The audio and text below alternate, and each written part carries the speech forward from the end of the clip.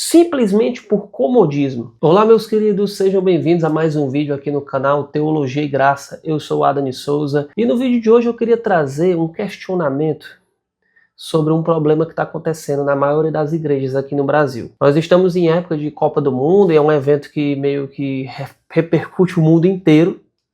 Até quem não assiste futebol rotineiramente, os campeonatos nacionais e internacionais, quando chega na época de Copa do Mundo, ele veste a camisa da sua seleção, assiste todos os jogos, fica antenado, está trocando informações, conversando com pessoas sobre esse assunto. Mas quando isso começa a impactar na rotina cristã, aí começa o problema.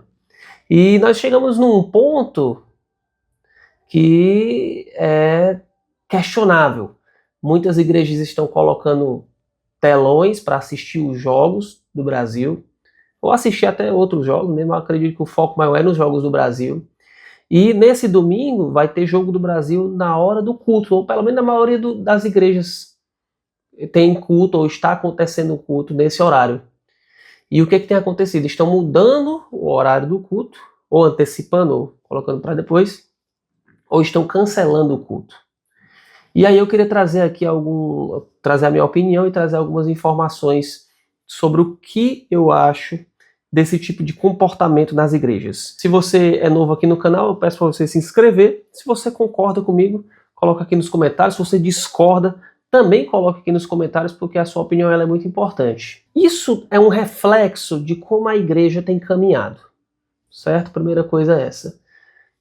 As igrejas cristãs, a maioria delas, elas têm ido por um caminho que cada vez mais está distante da palavra de Deus. Ela não se atenta mais aos textos bíblicos e ela trata o culto como apenas um encontro de várias pessoas onde elas se juntam para cantar músicas e fazer qualquer outro tipo de entretenimento dentro das igrejas, dos templos. E elas acham que isso é cultuar, elas acham que isso é adorar a Deus, elas acham que assim elas estão cumprindo a palavra de Deus, quando não é isso que a Bíblia fala sobre o verdadeiro culto, em espírito e em verdade. Mas uma coisa que vale a pena a gente comentar, o apóstolo Paulo ele fala isso na carta aos Colossenses, né? Portanto, ninguém vos julgue pelo comer ou pelo beber, ou por causa dos dias de festa, ou da lua nova, ou dos sábados. Colossenses 2:16.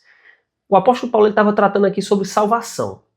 Então, sobre a questão de guardar um determinado dia da semana com foco em se salvar, ou que fazendo isso ou não fazendo isso, você será salvo ou não, tira essa ideia da sua cabeça. Não é porque você guarda o sábado, não é porque você guarda o domingo, você guarda algum dia da semana específico, que isso vai te fazer ser salvo. De modo nenhum. O que salva unicamente a fé em Cristo Jesus. Tem uma determinada igreja, seita, que ela guarda o sábado, ela acredita que nós devemos guardar o sábado. Porque está lá no Antigo Testamento, está mesmo lá nos 10 mandamentos, tem que guardar o sábado. Só que a maioria das pessoas não sabem, não consegue compreender essa questão. Por que algumas igrejas guardam o sábado e outras igrejas guardam o domingo? A resposta delas é muito vaga. Sobre essa determinada organização, elas guardam o sábado porque elas acreditam que esse texto ele é válido. O que elas não entendem é que a antiga aliança ela não era para cristão. Aquela lei que foi entregue para Moisés, ela era para o povo de Israel. Então tudo que está ali, questão cerimonial, alimentício, o sábado e toda aquela lei, todos os mandamentos que estão ali, foram entregues para o povo de Israel. Não há uma exigência de gentios guardar essa lei. Mas e no Novo? Então quer dizer que a gente não precisa guardar os 10 mandamentos, não precisa guardar os mandamentos no Novo Testamento, que é a nova aliança, que é a aliança que é feita por meio do sangue de Cristo. Os ensinos de Cristo e dos apóstolos e dos livros do Novo Testamento é que regem as ordenanças cristãs. Se você for reparar, Cristo ele inclusive repete 9 dos 10 mandamentos.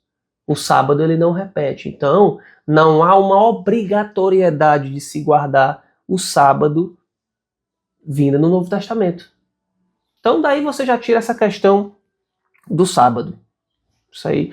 Muitas pessoas já até entendem isso, mas sobre a questão do domingo, quando você pergunta para um cristão por que você guarda o domingo, ou se você guarda o domingo, que muitos não guardam, ele vai dizer assim: nós guardamos o domingo porque Jesus ressuscitou no domingo, porque os primeiros cristãos eles se reuniram no domingo. Sim, e daí?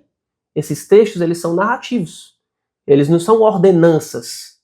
Quando você é muito diferente um texto que ele está ordenando, esse de Paulo, por exemplo, ninguém vos julgue pelo comer ou pelo beber ou por causa dos dias de festas ou da lua nova ou dos sábados. Aqui tem uma regra que você não pode ser julgado quanto a isso para a sua salvação. Outra coisa é um texto narrativo. Paulo estava no caminho de Damasco, ou a questão, os primeiros cristãos se reuniram lá no primeiro dia da semana, ou no primeiro dia da semana aconteceu isso, aquilo. São textos narrativos, isso não é regra, isso não é ordenança. É isso que as pessoas não entendem. Dentro dos documentos oficiais das igrejas, toda igreja séria ela tem que ter uma confissão de fé, porque é assim que você identifica a sua igreja. Os documentos de fé eles não estão acima da Bíblia, de forma nenhuma. A Bíblia é a única regra de fé e prática. Mas os documentos oficiais foram assembleias que foram feitas para tentar entender e organizar a fé cristã. Então você pega os principais documentos históricos, Confissão de Westminster, Confissão Batista de Londres, 1689, você tem outros documentos muito importantes, como Declaração de Savoia, Helvética, e por aí vai. Tem muito documento ali do século XVI, XVII, que eles são muito importantes e eles entendem muito bem a escritura. Claro que um ou outro com alguma ressalva, que elas também têm as suas divergências entre si, por exemplo, o batismo, como é que se entendia o batismo. E isso tem muito a ver com a posição da igreja. Porque se você vai numa determinada igreja, diz, eu vou numa igreja presbiteriana. Então, o que a gente crê aqui na igreja presbiteriana é isso. Não significa que eles não creem na Bíblia. Pelo contrário, a forma que eles entendem a Bíblia é assim. Aqui a declaração de fé de Westminster. Os batistas, a maioria seguem a Confissão Batista de Londres, 1689. Tá aqui, ó. Esse é o documento que a gente acredita. Como é que esses documentos tratam essa questão do sábado ou do domingo, no caso? Como eles são majoritariamente pactualistas ou aliancistas, eles entendem que o domingo substituiu o sábado. Então eles acham assim, ó, o sábado ele não foi abolido, mas ele foi mudado. Agora nós guardamos o domingo. E aí eles usam algumas interpretações de alguns textos. A Assembleia de Deus, ela é a maior igreja evangélica do Brasil. Disparado, tipo, é muita diferença de membresia para essas igrejas mais históricas, reformados. E eles demoraram muito para fazer a sua confissão de fé. Acho que a primeira foi em 2016, 2018, uma coisa assim, e já passou inclusive por uma revisão. Eles são basicamente dispensacionalistas, eles têm uma outra visão sobre essa questão da história do mundo. Então eles não veem, por exemplo, que você tem que guardar o sábado também. E eles também não creem numa substituição. O que eles creem é o seguinte, eu vou ler aqui um trecho. A guarda do sábado é o único preceito do decálogo não repetido no Novo Testamento para ser observado pelos cristãos. Então eles já tiram de cara o sábado, não deve ser guardado. Ele vai desenvolver através de alguns versículos sobre a questão do domingo. Então, ele vai citar esses versículos bem clássicos, como a ressurreição de Cristo foi no domingo, os primeiros encontros dos cristãos foram no domingo também. E aí chega um ponto que eles vão falar assim, ó, depois de citar esses versículos, ele vai falar do domingo, ele vai falar o seguinte: esse dia foi instituído sem decreto e sem norma legal como o dia de culto pelos primeiros cristãos desde os dias apostólicos.